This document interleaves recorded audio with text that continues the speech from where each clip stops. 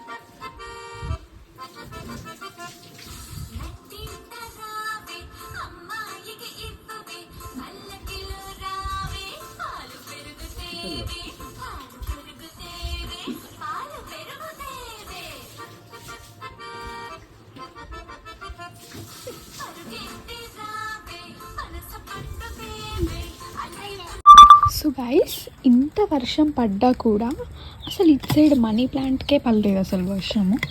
So water చేద్దాం. So చాలా వర్షం పడింది. మీ సైడ్ కూడా వర్షం పడిందా April 3rd రోజు? So that's it for the video guys. Bye. Do subscribe my channel. Thanks for watching. Bye bye. We'll meet you in the next video.